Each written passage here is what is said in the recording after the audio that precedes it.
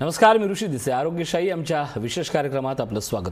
आरोग्यशाही या कार्यक्रमाच्या निमित्तानं आपण नेहमीच्या जगण्यात होत असलेल्या अनेक शारीरिक असतील, मानसिक असतील या व्याधींबद्दल बोलतोय. पण त्यानिमित्तानं मुंबईतल्या सह महाराष्ट्रातल्या नावाजलेल्या वैद्यक क्षेत्रातल्या मोठ्या नावांसोबत बोलून या सगळ्या दुखण्याची खरी कारणं नेमकी काय आहेत ती आपण नेहमी जाणून घेत असतो. आणि या चर्चेच्या निमित्तानं आज आपल्या स्टुडिओत उपस्थित आहेत डॉक्टर बळीराम पारसेवार सर, स्वागत आपलं खरं तर या सगळ्या चर्चेत.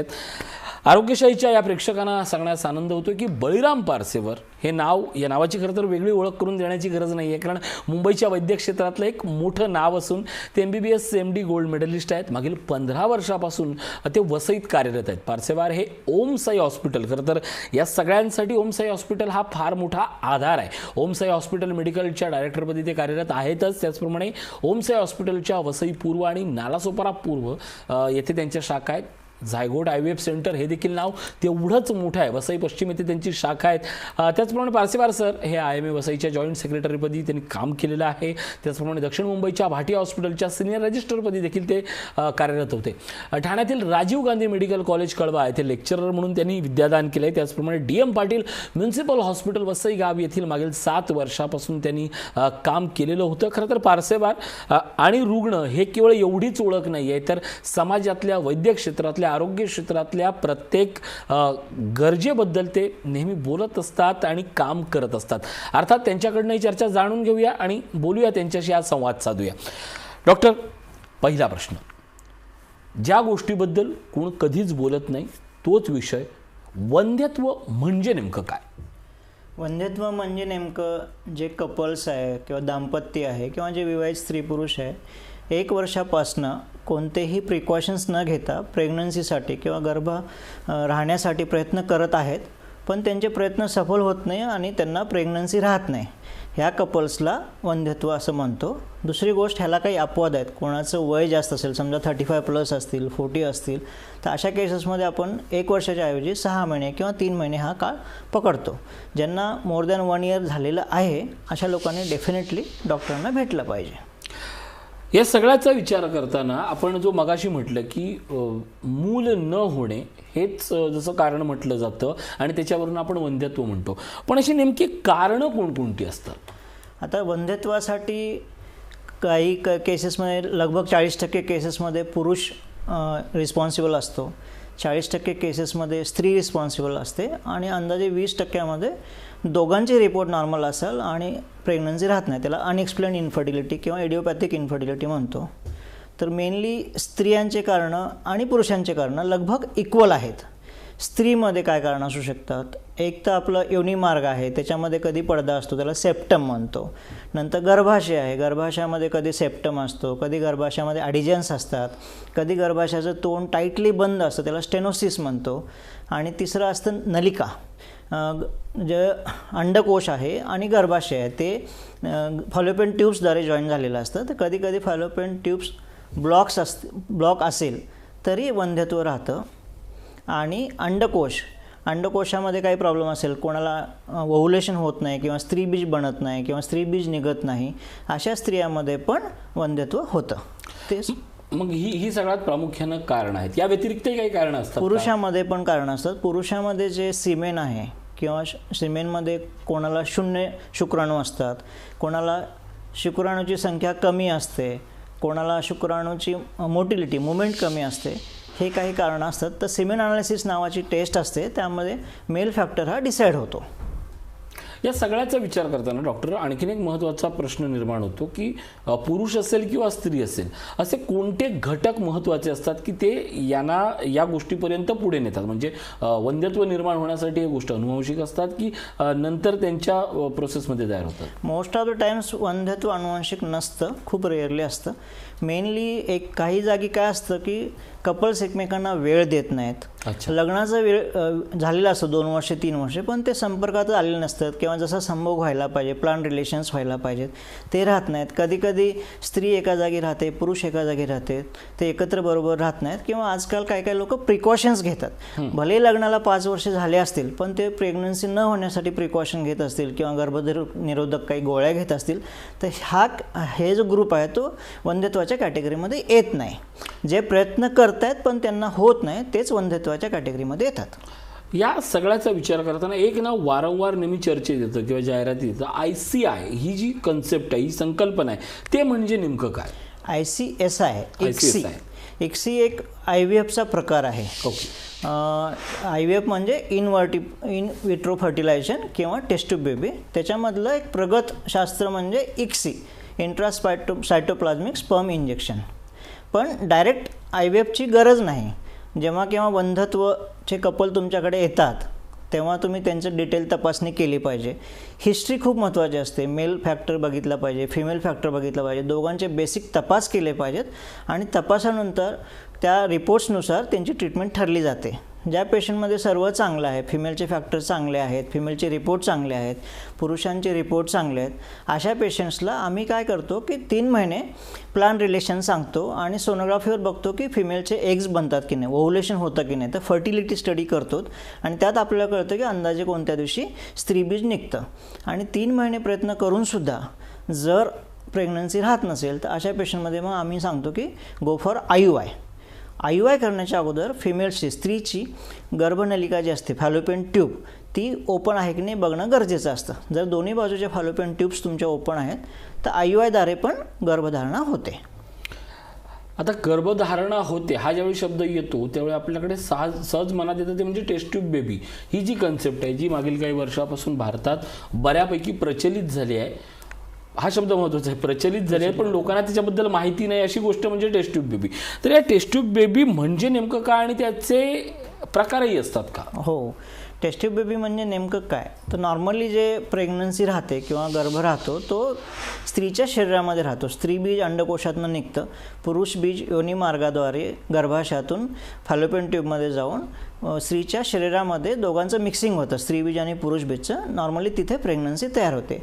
टेस्ट ट्यूब बेबीमध्ये काय करतो आम्ही की स्त्री बीज आपण बाहेर काढतो सोनोग्राफीच्या द्वारे आणि पुरुष बीज बाहेर आहे, दोघांचं मिक्सिंग एका पेट्री डिशमध्ये आपण करतो आणि ते एका मीडियामध्ये ठेवून इन्क्युबेटरमध्ये आपण त्याचे गर्भ तयार करतो.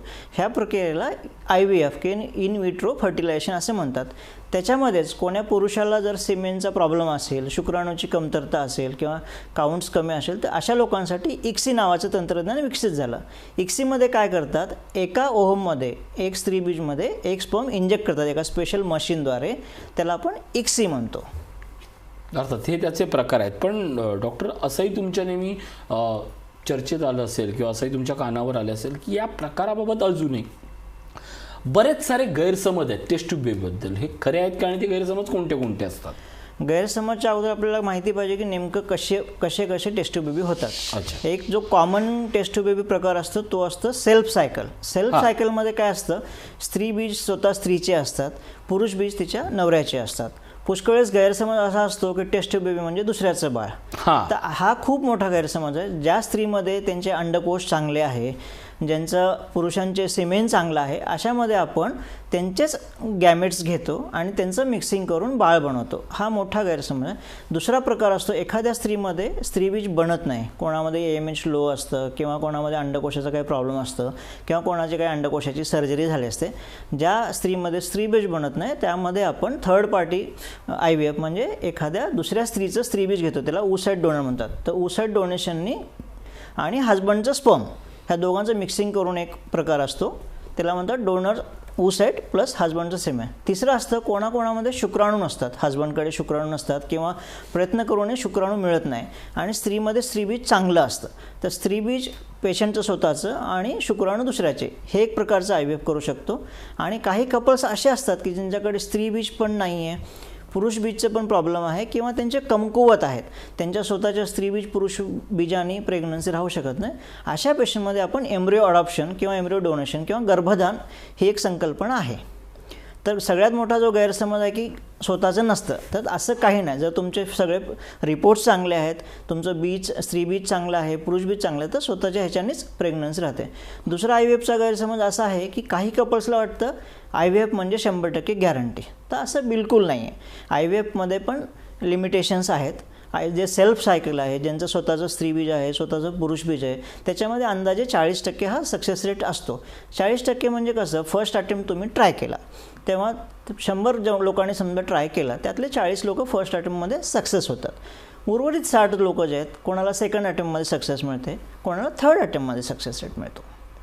या सगळ्यात एक गोष्ट जाणवते, नॅचरल असेल किंवा टेस्ट ट्यूब बेबी असेल, तुम्ही अगोदर रिलॅक्स असणं, मेंटल रिलॅक्स असणं ही फार मोठी गरजेची गोष्ट असते. आणि त्यानंतर या सगळ्या गोष्टी म्हणजे अगदी नॉर्मलला जी गोष्ट आवश्यक आहे ती गोष्टच टेस्ट ट्यूब बेबीसाठी किंवा IVFसाठी देखील अत्यंत महत्त्वाची आहे. हे या जोडप्याने समजून घेणं आवश्यक आहे. आता जे 20% आपण जे म्हणतो अनएक्सप्लेन इन्फर्टिलिटी, त्यामध्ये मोस्ट ऑफ द टाइम्स आम्ही बघतो की स्ट्रेस फॅक्टर खूप महत्त्वाचा आहे. पुष्कळ वेळेस काय असतं, कपल्स खूप प्रेशरमध्ये असतं की 2 वर्ष झाले मला, 3 वर्ष झाले मला काय बाळ होत नाही. कोणाला पॅरेंटल प्रेशर असतं, घरनं प्रेशर असतं, कोणाला हजबंडचं प्रेशर असतं, किंवा कोणी स्वतःच टेन्शन घेतात. तर स्ट्रेस निग्लिजिबल पाहिजे किंवा स्ट्रेस घेतलाच नाही पाहिजे. तर पुष्कळ वेळेस फक्त स्ट्रेसमुळे प्रेग्नन्सी राहत नाही, बाकी सर्व रिपोर्ट्स चांगले असतात. हजबंडचे रिपोर्ट्स चांगले आहे, वाईफचे रिपोर्ट चांगले, संबंधांमध्ये प्रभावी ठरतो डेफिनेटली. हो, आता आपण पुष्कळ उदाहरणं असं बघतो की 15 वर्ष ट्रीटमेंट घेत आहे कपल, 20 वर्ष ट्रीटमेंट घेत आहे, जागोजागी फिरत आहेत, सर्व रिपोर्ट्स चांगले आहेत. मग शेवटी ते कंटाळून अडॉप्शन करतात. अडॉप्शन एकदा बेबी घरी आलं, त्यांचा स्ट्रेस 0 होतो आणि नेक्स्ट इयरला त्यांना spontaneous conception without any treatment conception. असे कितीतरी ज्वलंत उदाहरण आहेत, तुमच्या आजूबाजूला अशी पुष्कळ उदाहरणं तुम्हाला दिसतील. हा विषय अत्यंत महत्त्वाचा आहे. म्हणजे जिथनं सुरुवात होते तेच मूळ असतं की नव्या समस्यांना किंवा नव्या गोष्टीला आपण वाढवण्याचं. स्ट्रेस फ्री राहणे म्हणजे या निमित्तानं प्रेक्षकांना सांगू इच्छितो की तुम्ही स्ट्रेस फ्री असाल तरच नॉर्मल किंवा या तुमच्या उपचारांना तुम्ही मार्ग काढू शकता. कोणत्या पेशंटनी टेस्ट ट्यूब बेबीसाठी अटेम्प्ट केला पाहिजे? हा खूप छान प्रश्न आहे. नेमकं आता काय होतं, प्रॅक्टिसमध्ये काही लोकांकडे वेळ नसतो.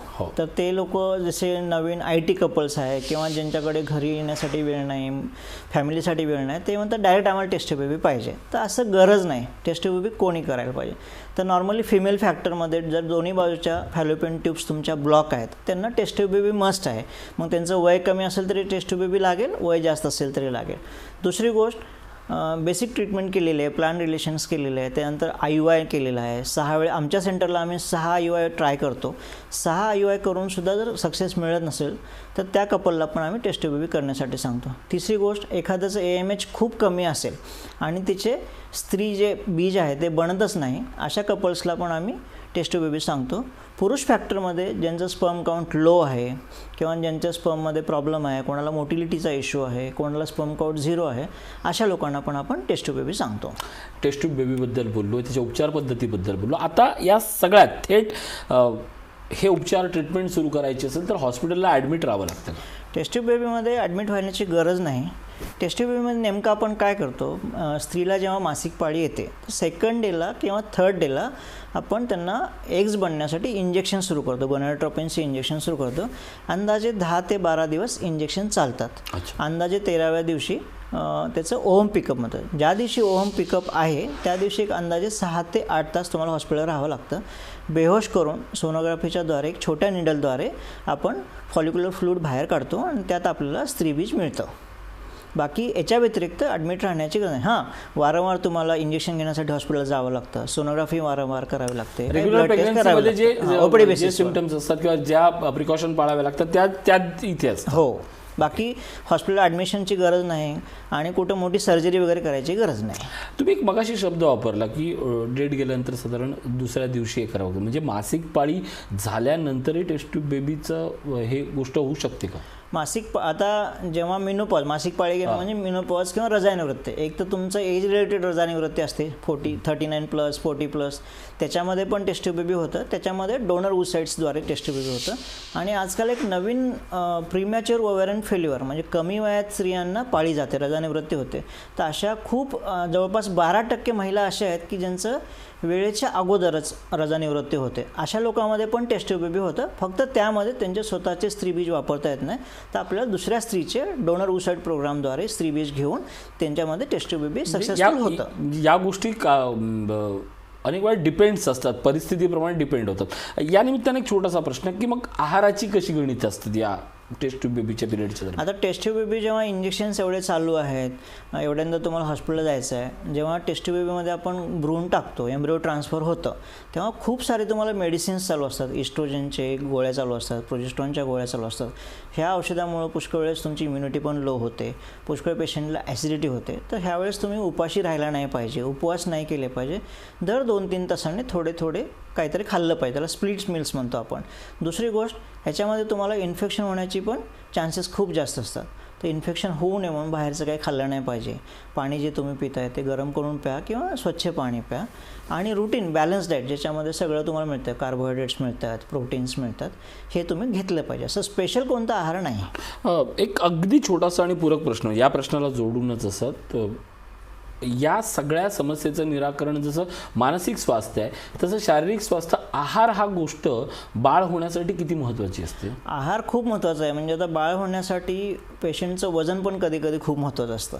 कोणी पेशंट ओबेज असतात, कोणी पेशंट ओव्हरवेट असतात. तर BMIद्वारे आपल्याला कळतं की पेशंट ओबेज आहे की ओव्हरवेट आहे. अंदाजे पेशंटचं जे वजन आहे, हाईट इन सेंटीमीटर -100 पाहिजे. समजा तुमची सेंटीमीटरमध्ये हाईट 150 सेंटीमीटर आहे, तर तुमचं त्यातनं मायनस केले 100, तर 50 किलो तुमचं आयडियल एक्सपेक्टेड वेट पाहिजे. तर तुमचं आहारावर नियंत्रण नाही किंवा डाएटवर नियंत्रण नाही आणि तुम्ही ओव्हरवेट आहात, तर अशा पेशंटमध्ये कधीकधी पॉलिसिस्टिक ओव्हरीज बनतात, कधीकधी ह्या लोकांमध्ये एग्स बनायला प्रॉब्लेम होतो, कधीकधी हार्मोनल इम्बॅलन्समुळे यांच्या मासिक पाळी पण अनियमित असतात. त्यामुळे आहार खूप महत्त्वाचा आहे. या निमित्तानं आणखीन एक नाव नेहमी चर्चेत येत होतं, म्हणजे ॲझोस्पर्मिया. हां, तर ही कन्सेप्ट काय? अझोस्पर्मिया म्हणजे पुरुषामध्ये पुरुष बीज 0 असणे, 0 स्पर्म का म्हटलं अझोस्पर्मिया असं म्हणतात. आता अझोस्पर्मिया पण आजकाल पुष्कळ पेशंट येतात, पण अझोस्पर्मिया पेशंट, आता आम्ही जेव्हा ओपीडीत अझोस्पर्मियाचा पेशंट येतो, तो एकदम स्ट्रेस्ड आउट असतो की आता माझं आयुष्य संपलं, मी आता अंधारकारच आहे, निराशमय आहे. तर त्यांनी असं केलं नाही पाहिजे, स्ट्रेस रिलीव्ह केला पाहिजे. आणि आता अझोस्पर्मियाला पण खूप चांगले उपचार मिळाले आहेत. अझोस्पर्मिया लेबल करण्या अगोदर ॲटलिस्ट कमीत कमी 2 लॅबचा रिपोर्ट 0 पाहिजे. हे खूप महत्त्वाचं आहे. कधी कधी स्पर्म बाहेर स्पिलेज झालं, बॉटलमध्ये बरोबर पडलं नाही, तरी रिपोर्ट आपला 0 येतो. तर 2 रिपोर्ट जर संलग्न 6 आठवड्याच्या अंतरामध्ये 0 येतात, तर त्याला आपण अझोस्पर्मिया म्हणतो. अझोस्पर्मियात वेगवेगळे कारणं असतात. तर स्पेशल काही ब्लड टेस्ट असतात, पेशंटची सोनोग्राफी असते, जी स्क्रोटम डॉपलर असते, स्पेशल हार्मोनच्या टेस्ट असतात. त्याच्यानंतर आपल्याला कारण कळतं की कोणत्या टाईपचा अझोस्पर्मिया आहे, ऑब्स्ट्रक्टिव्ह आहे की नॉन ऑब्स्ट्रक्टिव्ह आहे. तर अशा पेशंटमध्ये पण एक टेसा म्हणून प्रक्रिया असते, एक मायक्रोटेसा म्हणून प्रक्रिया असते. ह्या प्रक्रियेद्वारे स्वतःच्या स्पर्म्सने गर्भधारणा होऊ शकते. तर अशा अझोस्पर्मिया पेशंटने बिलकुल हताश होऊ नये आणि स्ट्रेस्ड आउट होऊ नये. एक या निमित्तानं, अर्थात आतापर्यंतची जी चर्चा झाली आहे त्या निमित्तानं, अत्यंत एक सामान्य मध्यमवर्गीय प्रश्न, खरं तर एखादा उपचार म्हटलं की मागील काही दिवसात जर आपण पाहिलं तर वैद्यकीय उपचार हे त्यातल्या असलेल्या अंगीभूत उपचार पद्धतीमुळे महागडे होत असतात. डॉक्टर, सामान्य माणसाला हे परवडणारं आहे का? आणि गरीब पेशंटसाठी काही वेगळ्या सवलती असतात का, किंवा आपण त्या संदर्भात काही वेगळं करतो का? आता IVF थोडीशी महागडी प्रोसिजर असल्यामुळं जो BPL क्लास आहे, बिलो पॉवर्टी क्लास आहे, किंवा म्युन्सिपलचे जे पेशंट्स आहेत ते ह्या सुविधेपासून बऱ्यापैकी दूर आहेत. तर आता मी एवढ्या वर्ष म्युन्सिपलला काम केल्यामुळं माझ्या हॉस्पिटलमध्ये आम्ही म्युन्सिपल जे पेशंट आहे किंवा बिलो पॉवर्टी लाईनचे जे पेशंट आहे किंवा ज्यांना खरंच ऐपत नाही, अशा पेशंटला कन्सल्टेशन तर आम्ही फ्री देतो, निःशुल्क कन्सल्टेशन देतो. जो मेडिसिन्स आहे, इंजेक्शन्स आहेत, गोळ्या आहेत, त्यात मॅक्सिमम किती डिस्काउंट देता येईल तेवढं आम्ही देऊन करतो.